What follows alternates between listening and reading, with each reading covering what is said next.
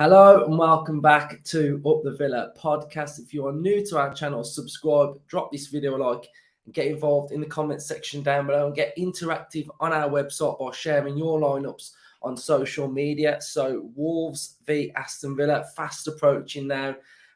Really looking forward to it. Midlands derby should be a really good affair for Aston Villa, hopefully at the Molineux on Saturday. But yeah, we just got to be bang at it, like what we were saying in the match preview. It's going to be a tough game. Wolves are looking for a reaction. We're going into it a little bit unknown of not knowing what Wolves are going to set up like, who they're going to put in. Are they going to change it dramatically? Is he going to give favour to the players that played against Brighton to rectify that performance? So it's going to be a tough game. So we'll have a little look at Wolves and how they can potentially set up.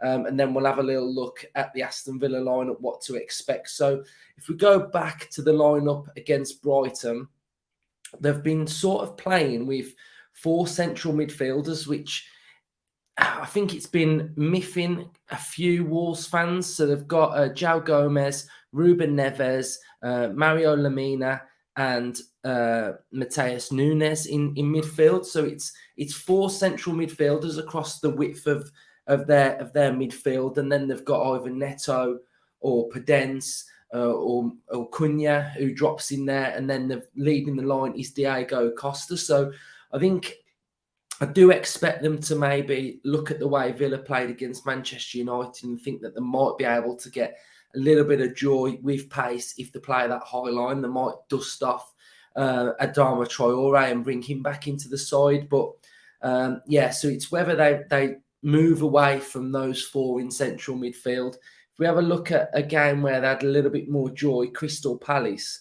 I think they changed their system a little bit for this one, personnel-wise, in midfield. So they've got Nunes, Lemina, Neves, and Hwang, and then they've got Cunha and Costa. So it does feel like they are alternating, and Lopetegui's mixed between playing that solid midfield of central midfielders or being a little bit more forward thinking, a little bit more progressive, with a little bit more energy, with a winger in there. So it's going to be interesting to see which way he does go. I think because Aston Villa are a tough team to play against, I'm feeling that he might stick with the four central midfielders, but because it didn't work against Brighton, he also might change it. So I'm not really too sure on what they're going to go with. If we go with Aston Villa, I do expect a couple of changes, I think. I think a couple of changes are needed. Villa fans, let me know what your thoughts are. Do you think that the changes are needed? Do you think we need to just mix it up a little bit? I just felt like against United, that midfield just wasn't progressive enough for me. And I think it looked a little bit flat. So I think I might make a little bit of a change in central midfield. So what we're going to go, if we don't know who's back either, so we're not sure on Cash, we're not sure on Kamara, we're not sure on Coutinho, we're not sure on Bailey. So we're going to have to keep an eye on that one. But I'm going to try my best to pick the side that I think I would go with against Wolves and try and exploit some of their problems. So in goal, Emi Martinez. And then we're going to go with Moreno at left back. Interestingly, Man City are linked with Moreno. That's a little bit strange for me, because I'm just thinking, for his age, why didn't they snap him up in Jan? Why weren't they sniffing around him in Jan? So, it would be a big blow to lose Moreno, but I don't think we would get rid of Moreno, having just signed him. We're going to go with Konsa and Mings at the back. Those two have been absolutely amazing in recent weeks.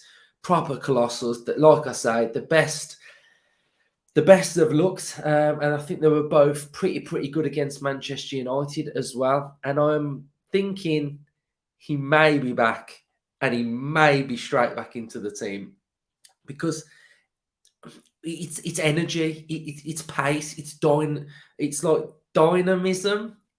We invented a word yesterday, buzzingness, I think the word was. But yeah, so just a little bit more dynamic, a little bit more energy, more legs, more pace, And I think Cash would be a massive welcome back for Aston Villa. I'm going to go with Dougie Luiz, and I am going to go with John McGinn. Now, I've toyed with Dendoncker, and I thought, going back against his former club, normally those players have a worldie, don't they? But I think we looked better against Manchester United when we dropped McGinn back into that double pivot. I think if Wolves go with that four in midfield, I think it's going to be a real tight, tough game. And I just think with McGinn's energy in and around that double pivot, I think we'll get a little bit more joy. And I just think he's got that aggressive nature. And it is a derby. So, the challenges are going to be going in. You've got to show that bottle. You've got to show that commitment. We've got to fight for all those points that we can get. And I just feel a little bit more comfortable looking at this team with McGinn in there, knowing that it's not going to be as flat as what it was against Manchester United. So we're going to go with Jacob Ramsey. I felt like he ended the game well against Manchester United. He grew into the game and he was doing those progressive carries. He was dribbling with the ball well. And I really felt like he did end the game pretty well. But again, I want to have a 90-minute performance from Ramsey because, breaking through the lines and getting into pockets is something that Emery wants Ramsey to be doing. So I think he's got to be a bit more braver and just believe in himself a little bit more and just try and dictate the play a little bit. I think when he came up against Casemiro, I think Ten Hag put Casemiro on Ramsey and it really nullified him. So what I would like to see him doing is start finding ways of getting ahead of the opposition. So if he's coming up against a battle with Casemiro, how can he figure out that he's going to get get one over on Casemiro and come out of that battle as a winner? I felt like for majority of that first half, he was in Casemiro's pocket, and I think we needed to see just that little bit more. And I know Casemiro's a fantastic player, but I do think really highly of Ramsey, and I think that's how he's gonna develop as well. We're gonna go with Buendia in this role where McGinn normally plays now. I think we've seen him in this role quite a few times, but I think now when Bailey's been out, we've pushed Buendia further forward. But I just think when we're asking Buendia in this area here, in this little pocket, I think he's rushing a little bit to me. He's rushing, and then at times he's holding on to the ball too much. The arms are going up. So I think if we give him a little bit more of a role in that midfield where, yes, he's got a big get up here. Yes, he's got to come out and support. I think for this game, this might suit Buendia because he's going to be open at times and there is going to be space for us to exploit. And I just think in this game as well, like what I've said about Cash, and I want us to have a little bit more energy. And I think I'd go with Traoré. I think I'd bring Traoré back into the side now. I think he did well off the bench for the two games that he scored in. When he does come off the bench, he has actually looked pretty decent, to be fair. And I just think with that little bit more energy, we can sort of go back to sort of how it was when we had Bailey, with that Bailey role where Traoré can act as half of a winger, half of an inside forward as well. I think that really makes it difficult for opposition teams to figure out where the player in this area has got to go. We know that we're going to have an asymmetric field, so we are going to sort of come across and sit a little bit more like this with Moreno going forward. And I think when we do have that little bit more of an asymmetric field with a winger out there, I think the balance of the team looks quite nice. I think when you have Buendia there, and then you've got sort of like, say, McGinn over here, and then you've got a Dendoncker, I just feel like we're a little bit, would I say, a little bit too structured. So when you've got Dendoncker in that role, you've got McGinn here, you've got Buendia that wants to come inside quite often. I think we look a little bit one-dimensional at times. And I think what Emery wants and what his recruitment will want in the summer is to have that rawness about us with wingers and that unpredictability of, are you going to go inside? Are you going to show me to the byline? I'll come inside, or I'll go to the corner flag, or I'll come inside as a number 10. And I think by having a winger there, it really does help a little bit. And I think defenders really struggle to think, well, should I go or should I stay? Or, are you going to go and help support your striker? Like, I think having that winger there really, really helps the team a lot more. And I think that's an area where I think recruitment's going to be strong in the summer. You're now seeing a lot of talk of some La Liga signings coming in, and I think that's because we're now linked with the new sort of director of football that's going to be coming in, and I think he's got a real eye for player and exciting players. So I think it's something to keep an eye on. It's going to be a really exciting summer for Villa, and I think Watkins has got to have a bit more of an impact in this game. I think his last two games have been sort of, he's played okay, but I think we haven't really seen the best of Watkins, and that back four of Wolves.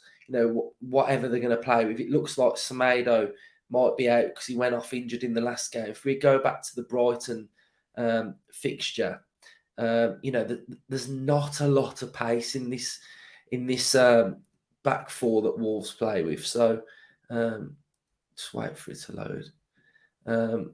So the back four, you're going to have Bueno, Kilman, Dawson, and Semedo, and I'd really want to see him. If we have a look at the average positions, I'd really want to see him on the shoulder of Craig Dawson, because I think he can really stretch, and then this might allow some runners coming in from midfield, especially if Watkins is stretching Dawson out here, and then you've got sort of a Ramsey that's going to break through that area as well. I think it's going to be a big threat from Villa. So I'm really looking forward to the game. Villa fans, let me know what your lineups are, what lineup you would go with. But yeah, excited. Me and Ryan going to be going down early, making a bit of a day of it.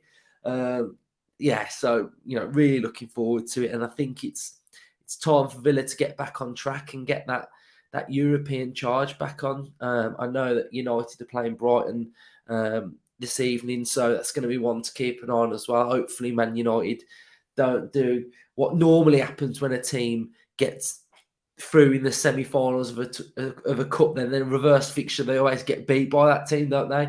They've already done it this season with Newcastle. So yeah, it's going to be interesting to see what the lineup is. We've got the press conference coming out tomorrow, so we're really going to get to see what these injury situations are like. We got told last week that they are close, but they are not quite ready. So let's hope two are back.